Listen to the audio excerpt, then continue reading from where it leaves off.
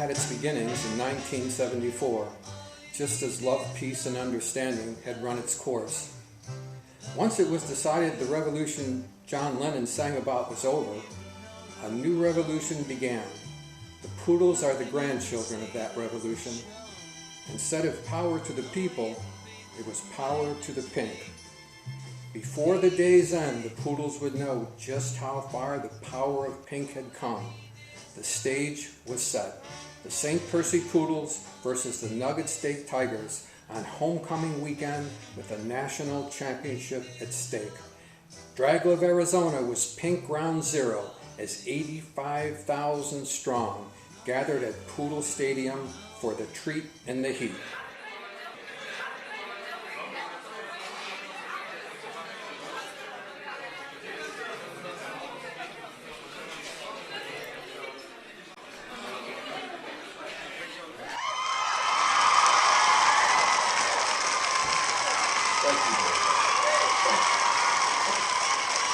Good evening. I'm Harry Tuttle, and welcome to the studios at Poodle Cable, the official cable network for Poodle football, where we always think pink. And speaking of in the pink, what about our Poodles today winning in a nail-biter to become national champions? And what could be more fitting than to have a very special guest this evening who made it all possible? It's not often we get a visit from a true champion. Not just a true champion, but a pioneer. A pink icon that changed the face and makeup of intercollegiate football. And when I say makeup, I mean that literally. Our honored guest is the only woman to ever win a national championship in the hyper-competitive arena of intercollegiate football. Please welcome the head coach of the national champion St. Percy Poodles, Rosie Keeley.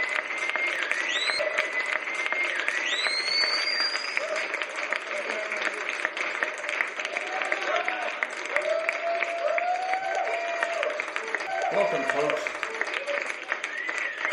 Please take a seat. Nice dress. Thank you. The dress is part of my spring line, out just in time for spring practice.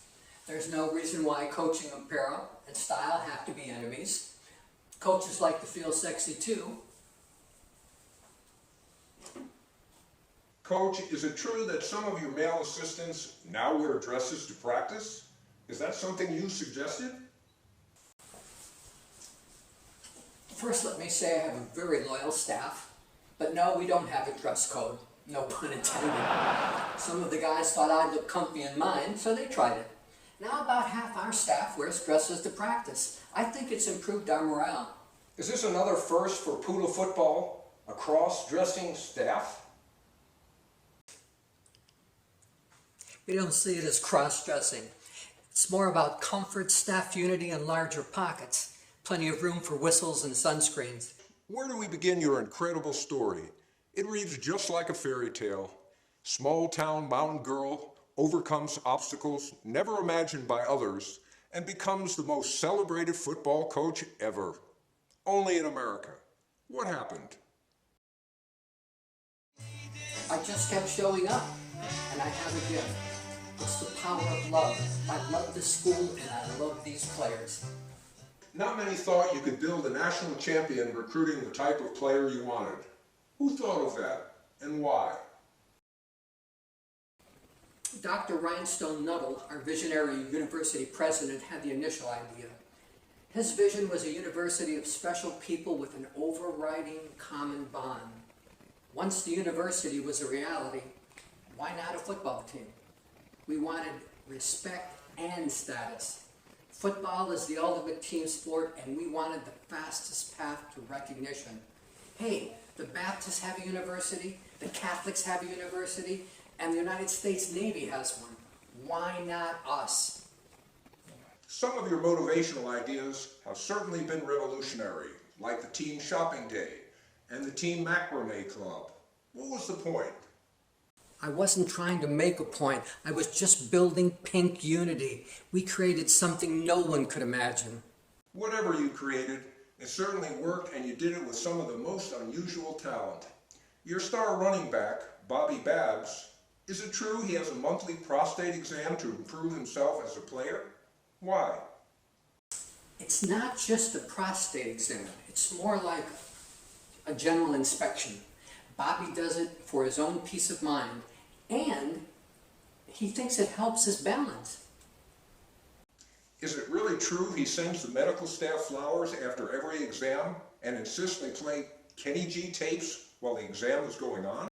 He's a very sensitive kid, and the staff of the Student Health Center loves him. What about Swoon Huxley, your All-American quarterback?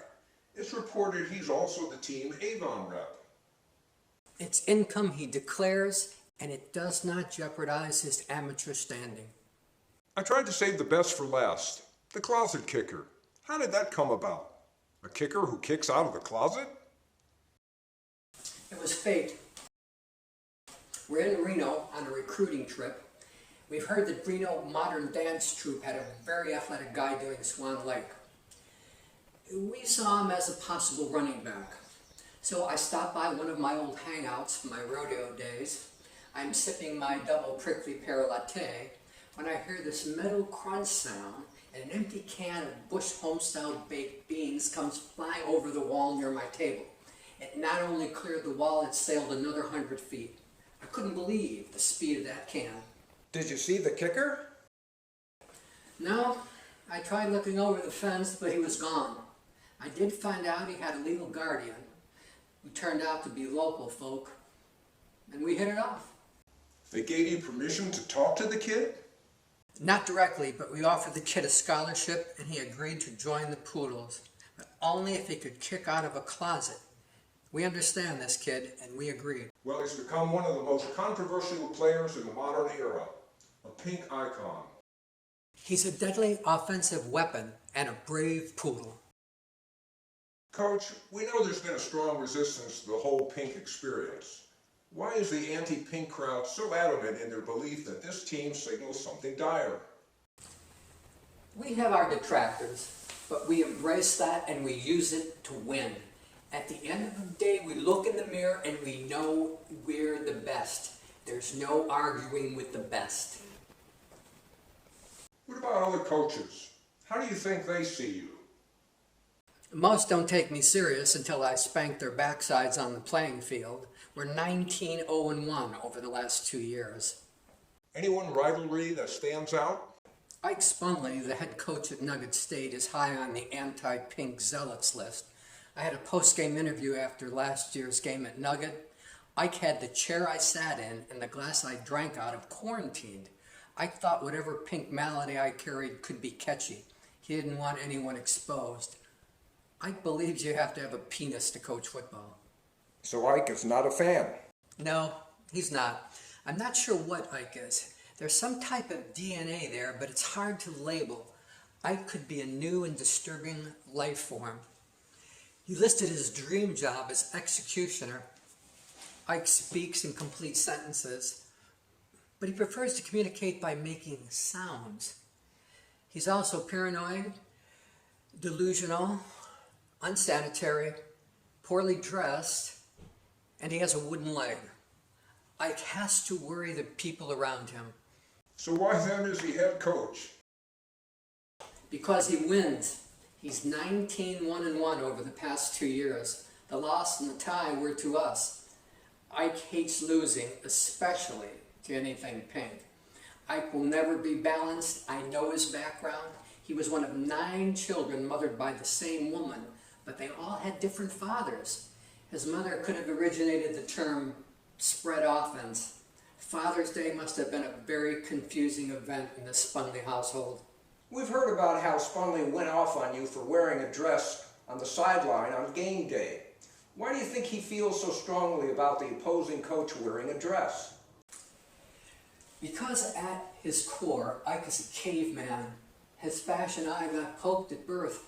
If Ike knew fabric and design, he would know that my dresses, available in both spring and fall lines, are the finest quality and fit. My master tailor does all of Elton John's outfits for his Vegas shows.